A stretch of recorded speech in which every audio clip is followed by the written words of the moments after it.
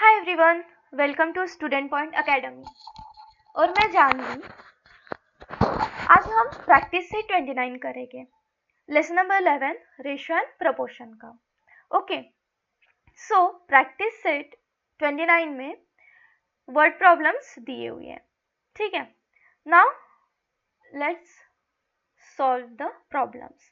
सो सबसे पहले हमारे पास क्वेश्चन है, if 20 meters,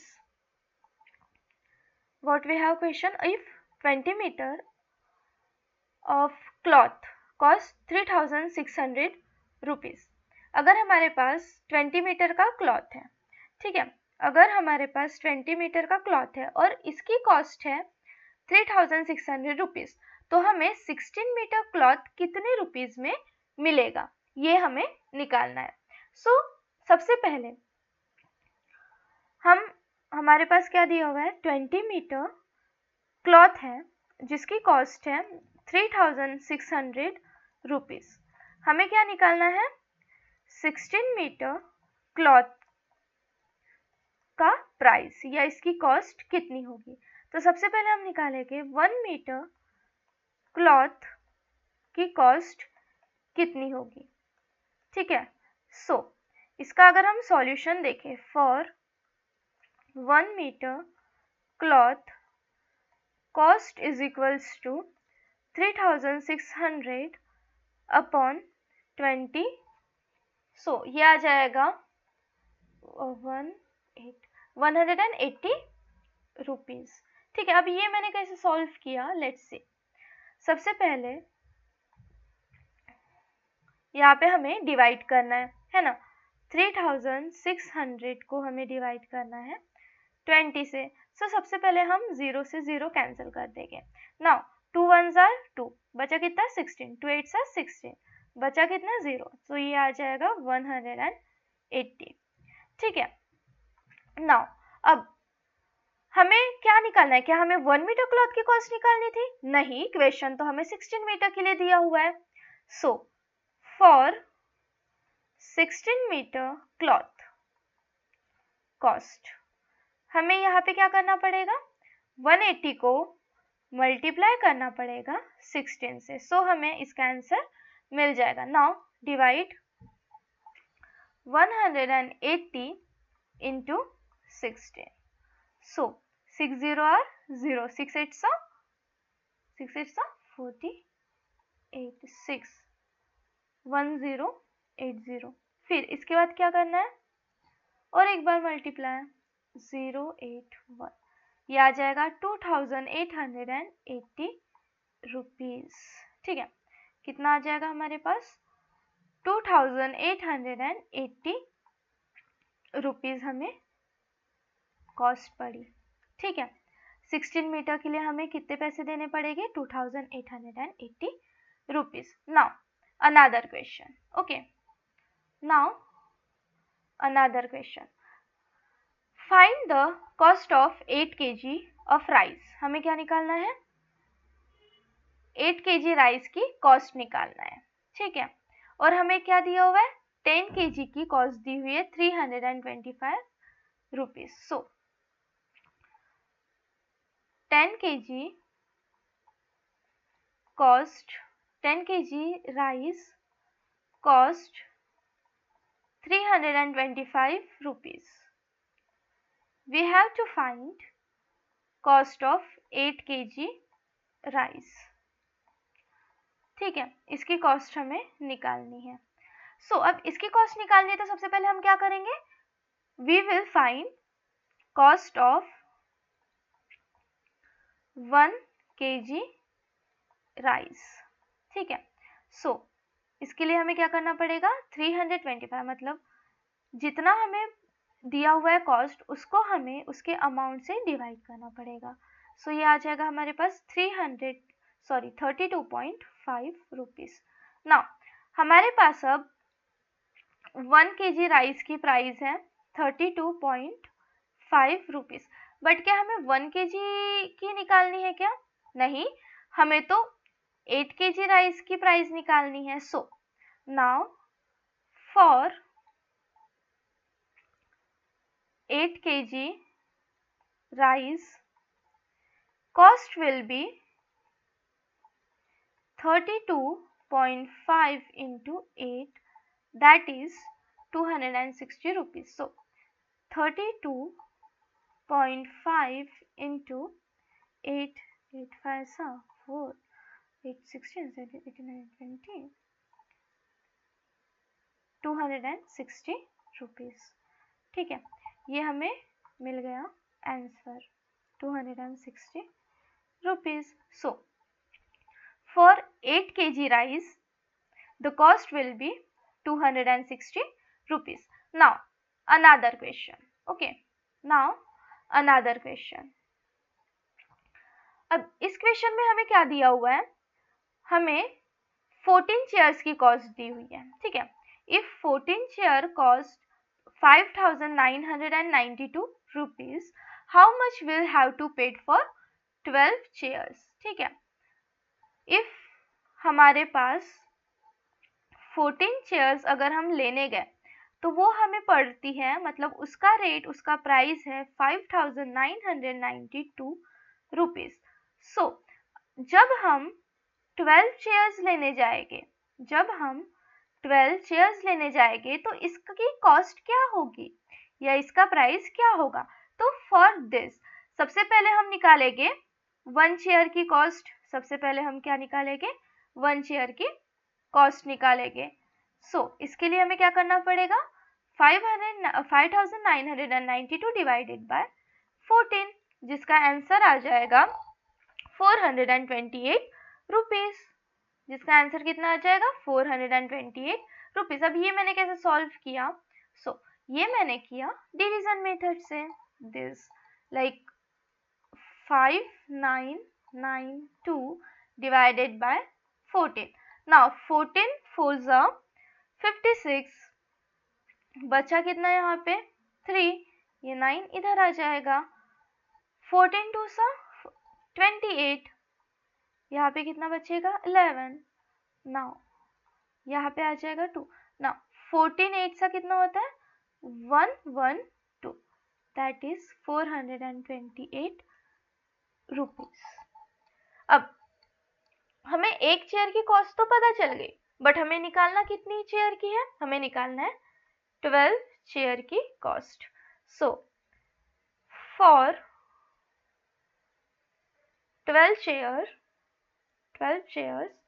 cost will be 428 into 12, that is equals to 5136 rupees. ठीक है, नाउ इसका सॉल्यूशन अगर हम देखें, सो 428 into 12, 2 8 16, 2 2 4 5, 2 4 8, 8 2 4 6 8 3 1 5136 rupees. Now another question. Next question हमें क्या दिया हुआ है, हमें बोला गया है the weight of 30 boxes is 6 kg. 30 boxes का वेट कितना है 60 kg. तो ऐसे ही बॉक्सेस जो कि 1080 बॉक्स है, दैट इज 1080 बॉक्सेस है, इनका वेट कितना होगा. हमें क्या निकालना है, इनका वेट निकालना है. सो सबसे पहले हमें क्या दिया हुआ है 30 बॉक्सेस जो है इसका वेट है 6 kg, इसका वेट है. ठीक है, हमें निकालना है 1080 बॉक्सेस का वेट. हमें क्या निकालना है 1080 बॉक्सेस का वेट निकालना है. सो सबसे पहले हमें क्या करना है, एज इट इज सबसे पहले हम निकालेंगे एक बॉक्स का, है ना. तो ये आ जाएगा 6/30, दैट इज ये आ जाएगा 1/5 kg. ना अब हमें एक बॉक्स का दिया हुआ है, हमें कितने बॉक्स का निकालना है 1080 बॉक्सेस का निकालना है. So for 1080 boxes weight is equals to 1080 that is 1080 into 1/5। तो हमें क्या मिल जाएगा इससे 1080 बॉक्सेस का वेट मिल जाएगा। सो इसे हम सॉल्व कर लेते हैं। 1080 into 1/5 that is 5 2 5 1 5 216 kg। Okay, सो हमें मिल गया 1080 बॉक्सेस का वेट मिल गया 216 kg। ठीक है, ये हमारा आंसर हो गया। Now next 5th question.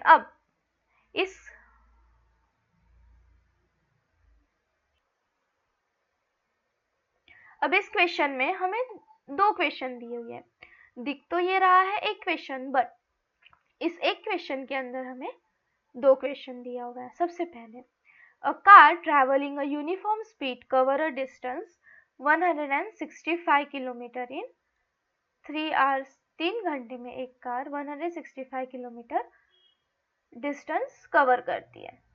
सो इसे टाइम कितना लगेगा हमें सबसे पहले निकालना है। How long will take to cover a distance 330 kilometre के लिए हमें टाइम निकालना है, और फिर हमें डिस्टेंस निकालना है 8 आवर्स में वो कितनी ट्रैवल की।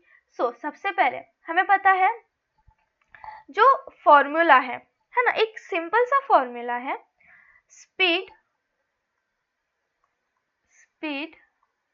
Is equals to distance upon time. So ये एक इजी फॉर्मूले से हम इस क्वेश्चन को सॉल्व करेंगे। ठीक है, ये एक सबसे पहले हमें क्या बोला गया है, सबसे पहले हमें बोला गया है कि जो 165 किलोमीटर है ये कवर करता है 3 आवर्स में। हमें सबसे पहले निकालना है कि how long it take to cover a distance of 330 kilometre, ये कितने टाइम में जाएगा। ठीक है, सबसे पहले हम स्पीड निकाल लेते हैं।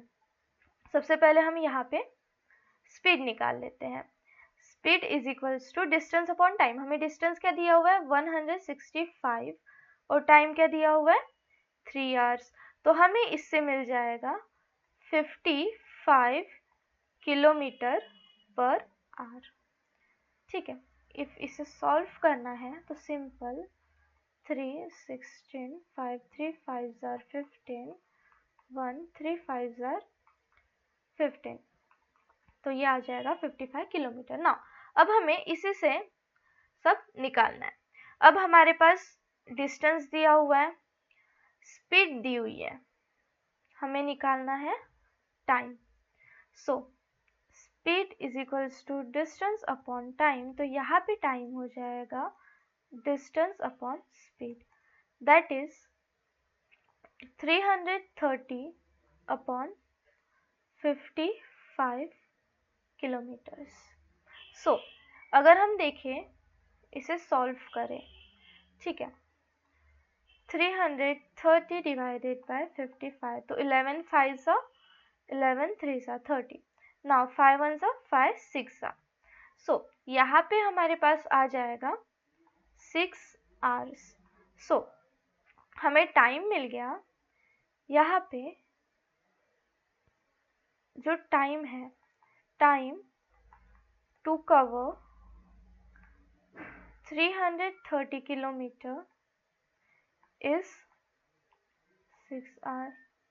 ठीक है, नेक्स्ट अगर हम बी पे देखें, अगर हम बी वाला देखें तो यहाँ पे हमें क्या निकालना है 8 आवर्स में ये इसने कितना डिस्टेंस कवर करी। ठीक है, simple speed is equals to distance upon time से ही निकालेंगे। डिस्टेंस आ जाएगा हमारा speed into time, that is equals to speed कितनी है हमारी 55 जो हमने निकाले इंटू 8, दैट इज, अब इसको हम सॉल्व करेंगे ये आ जाएगा 55 इंटू 8 4 5 40 440 किलोमीटर्स। ठीक है, सो ये आ जाएगा 440 किलोमीटर्स। सो बी का आंसर क्या आ गया? 440 किलोमीटर इन 8 आवर्स। ठीक है, ये हमारा आंसर आ गया। नाउ देखो, सबसे पहले हमने यहाँ पे क्या किए, अगर हम देखें कि सबसे पहले हमने यहाँ पे क्या किए, तो सबसे पहले हमने देखा कि एक कार है जो कि ट्रैवल कर रही है यूनिफॉर्म स्पीड से। अब स्पीड यूनिफॉर्म है तो हम इसकी हेल्प से, लाइक हमें डिस्टेंस दिया हुआ है और टाइम दिया हुआ है, तो हम ये दोनों की हेल्प से स्पीड निकाल लेंगे, बिकॉज स्पीड तो यूनिफॉर्म है ना। नेक्स्ट, फिर उसके बाद जो ए पार्ट है हमारा, हमें सबसे पहले क्या निकालना है? टाइम निकालना है। सो हम स्पीड की हेल्प से टाइम निकाल लेंगे। नेक्स्ट, फिर हमें टाइम दिया हुआ है और डिस्टेंस निकालना है। सो हम स्पीड की हेल्प से फिर से डिस्टेंस निकाल लेंगे। सो हमारा आंसर आ जाएगा। Now next, question number 6। अब हमें क्वेश्चन नंबर 6 क्या बोल रहा है? A tractor uses 12 litre of diesel. एक ट्रैक्टर है जो 12 लीटर डीजल यूज करता है 3 एकड़ में प्लगिंग करने के लिए। ठीक है, सो अगर 19 एकड़ लैंड है तो ट्रैक्टर को कितना डीजल लगेगा? ठीक है, हमें सबसे पहले क्या दिया हुआ है? 3 एकर्स के लिए, 3 एकर्स के लिए हमें लग रहे हैं 12 लीटर डीजल, और हमें निकालना है 19 एकर्स के लिए।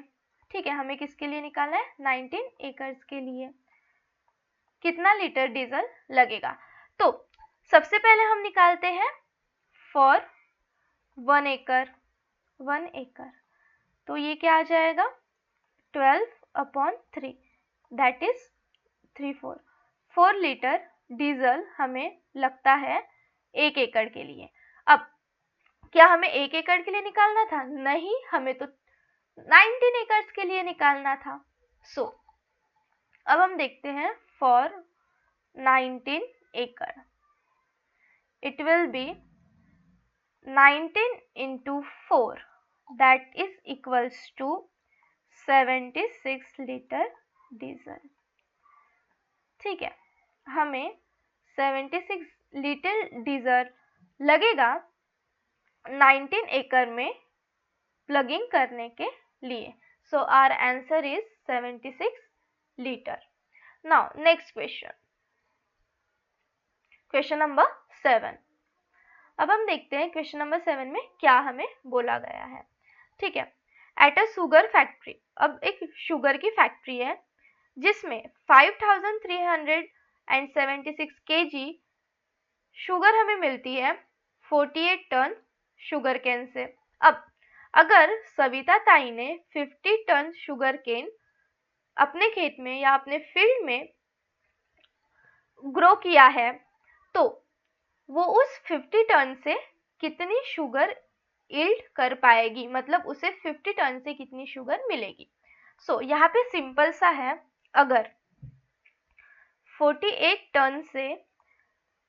टन से हमें 5376 kg शुगर मिल रही है। ठीक है, सो 50 टन शुगर केन से हमें कितनी केजी शुगर मिलेगी? सो यहाँ पे भी सबसे पहले हम निकालेंगे for 1 ton sugar cane. 1 ton sugar cane के लिए कितनी शुगर मिलेगी, मतलब 1 टन शुगर केन से हम कितनी शुगर निकाल सकते हैं। ठीक है, सो ये हो जाएगा 5376 अपॉन 48 टन, जिसका आंसर कितना आएगा? So let's say 5376 divided by 48। सो 48 1 सा 48, रिमेनिंग 5, यहाँ से 7, 48 वन सा फिर से 48, नेक्स्ट यहाँ पे कितना बचेगा 9 एंड ये 6, नाउ 48 टू सा 96, ये आ जाएगा हमारा रिमाइंडर 0 और ये आ जाएगा हमारा question. So 1 ton sugar cane से हमें 112 केजी शुगर मिलती है। ठीक है, अगर 1 टन से हमें 112 केजी शुगर मिलती है, अब ये तो हमने निकाले 1 टन के लिए, बट हमें निकालना है 50 टन के लिए, हमारा क्वेश्चन तो है हमें 50 टन के लिए निकालना है। So for 50 ton sugar cane, for 50 ton sugar cane it will be 112 into 50। अब इसको मल्टीप्लाई करेंगे तो हमारे पास कितना आंसर आ जाएगा 5600 kg शुगर। ठीक है, सो अगर हमारे पास 50 टन शुगर केन है तो हम उससे 5600 kg शुगर बना सकते हैं। ठीक है, now another question, question number 8। अब क्वेश्चन नंबर 8 हमें क्या बोल रहा है, in an orchard there are 128 mango trees in 8 rows। अब कोई एक ऑर्किड है, कोई एक ऑर्चर्ड है जिसमें 128 मैंगो ट्रीज है। ठीक है, कितने ट्रीज 128 मैंगो ट्रीज है 8 rows में। If all the rows have an equal number of trees, अगर सारे रो में इक्वल नंबर ऑफ ट्रीज है तो 13 रोज में कितने ट्री होंगे। ठीक है, 30 रोज में कितने मैंगो के ट्री होंगे। सिंपल, एक कोई आम का बगीचा है, वहां पे 8 रोज है जिसमें 128 मैंगो ट्री है। अब 128 मैंगो ट्री तो है, ठीक है, बट अगर एक रो में 5 ट्री है तो दूसरे भी रो में 5 ट्री होगा। यहाँ पे बोला है ना have equal number of trees in all row. ठीक है, अगर सारे रो में इक्वल नंबर ऑफ ट्रीज है तो हमें 13 रोज में कितने ट्री हो गए ये निकालना है। सो हमें क्या फाइंड करना है, 30 रोज में कितने मैंगो ट्री हो गए। सो सिंपल, यहाँ पे भी हम सबसे पहले निकालेंगे फॉर 1 रो के लिए, मतलब अगर यहाँ पे हमें क्या निकालना है 13 रो के लिए, तो सबसे पहले हम निकालेंगे 1 रो में कितने मैंगो ट्रीज हो गए। ठीक है, सो यहाँ पे 128/8, यहाँ पे आंसर आ जाएगा हमारा 16 मैंगो ट्री। ठीक है, अब ये मैंने कैसे सॉल्व किया, let's see. 128 divided by 8, 8 1s are 8, remaining 4, ये 8 6 48, तो यहाँ पे हमें मिल गया 16 मैंगो ट्री। ना अब ये तो हमने 1 रो के लिए निकाला, अब 1 रो में 16 मैंगो ट्री है तो 13 रो में कितने हो गए, 13 रो का निकालना है ना। सो फॉर 13 रो कुछ नहीं, हमें यहाँ पे सिंपली 13 को मल्टीप्लाई करना है 16 से। सो हमें आंसर मिल जाएगा 208 मैंगो ट्री। ठीक है, सो 30 रो में कितने मैंगो ट्रीज हो गए, 208 मैंगो ट्रीज हो गए। ठीक है, now next question, a pond in a field hold 1,20,000 liter of water. It cost 1,80,000 rupees to make such a pond. How many pond will be required to store 4,80,000 liter of water and what would be the expense? So हमें यहाँ पे क्या बोला गया है, हमें यहाँ पे क्या बोला गया है कि एक जो पॉन्ड है, a pond in a field hold 1,20,000 liter water, एक पॉन्ड है जिसमें 1,20,000 लीटर वाटर होल्ड करके वो रखता है। अब इस पॉन्ड को बनाने के लिए हमें लगे 18,000 रुपीज, ठीक है, हमें लगे 18,000 रुपीज, ठीक है। सो हम देखते हैं, 1 पॉन्ड जो है वो होल्ड करता है 1,20,000 लीटर वाटर। अब इसी पॉन्ड को बनाने के लिए हमें कॉस्ट लगी, बनाने के लिए कॉस्ट कितनी लगी? 18,000 rupees. How many pond will be required to store 4,80,000 liter of water and what would be the expenses? तो यहाँ पे भी हमें दिख रहा है एक क्वेश्चन है, बट नहीं, यहाँ पे भी दो क्वेश्चन है। सबसे पहले हमें निकालना है कि 4,80,000 लीटर वाटर कितने पॉन्ड्स, मतलब नंबर ऑफ पॉन्ड्स कितने होंगे जो कि होल्ड करेंगे, ठीक है, नंबर ऑफ पॉन्ड होल्ड, और इन्हें बनाने के लिए एक्सपेंसेस कितना लगेगा, ये बी है, ठीक है। सो सबसे पहले हम निकालते हैं नंबर ऑफ पॉन्ड्स, ठीक है। So number of ponds is equals to total, मतलब जितनी क्वांटिटी है, टोटल क्वांटिटी ऑफ वाटर, ठीक है, अपॉन या divided by capacity of 1 pond, ठीक है। सो अब टोटल क्वांटिटी कितनी है वाटर की? टोटल क्वांटिटी है 4,80,000 रुपीज, 4,80,000 लीटर। अब एक पॉन्ड की कैपेसिटी कितनी है? एक पॉन्ड की है 1,20,000 litre. So number of ponds आ जाएंगे हमारे, अगर हम इसे सॉल्व करते हैं तो हमें मिल जाएगा number of ponds equals to, ये 0 से 0 कटे, है ना, 12 1 सा 12, 12 2 सा 12, यहाँ पे आ जाएगा 4, ठीक है।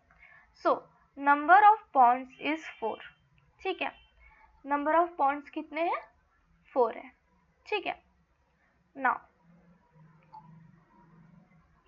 Okay,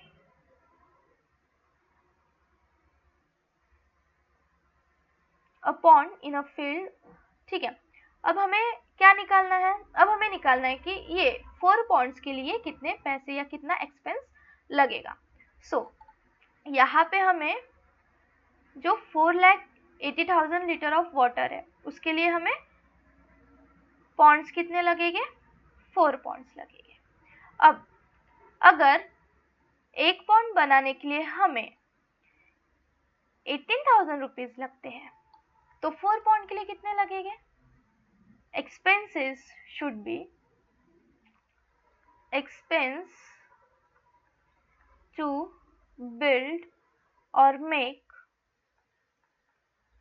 4 pond is 4 into 18,000 which is equals to 72,000 rupees, ठीक है। ये हमारा final answer. Expenses to make 4 ponds is 72,000 rupees. So यहाँ पे हमने क्या किया? सबसे पहले हमने देखा कि हमें कितना लीटर पानी दिया हुआ है और उसे कितने पॉन्ड होल्ड करते। सो 1,20,000 लीटर वाटर है जो जिसे एक पॉन्ड होल्ड करके रखता है, उसे बनाने के लिए हमें लगते हैं 18,000 रुपीज।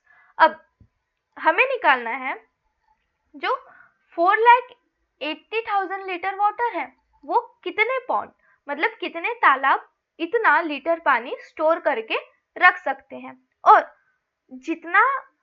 जितने नंबर्स के तालाब है, मतलब जितना number ponds 4,80,000 litre of water को होल्ड करेंगे, उन्हें बनाने के लिए हमें कितने पैसे लगेंगे। सबसे पहले हमने निकाल लिया नंबर ऑफ पॉन्ड्स। कैसे निकाला? जो टोटल क्वांटिटी ऑफ वाटर है उससे हमने डिवाइड किया कैपेसिटी ऑफ 1 पॉन्ड से, तो हमें मिल गया 4। अब ये जो 4 है ये क्या है? ये है नंबर ऑफ पॉन्ड्स। ठीक है, 4 नंबर मतलब 4 तालाब लगेंगे हमें 4,80,000 लीटर वाटर को स्टोर करने के लिए। अब 4 तालाब को बनाने के लिए हमें कितना पैसा लगेगा, ये भी तो हमें निकालना है। अब अगर 1 पॉन्ड या 1 तालाब को बनाने के लिए हमें 18,000 रुपीज लगते हैं, तो 4 पॉन्ड को बनाने के लिए हमें कितना एक्सपेंस लगेगा? For 4 pond it will be like 4 into 18,000, जिसका आंसर हमें मिल गया 72,000 रुपीज।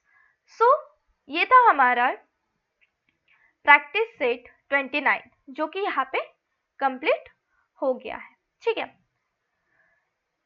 ऐसे ही एजुकेशन वीडियो और ऐसे ही अपने सिलेबस की वीडियोस देखने के लिए, पढ़ने के लिए, स्टडी करने के लिए बने रहिए स्टडी पॉइंट एकेडमी के साथ। Thank you.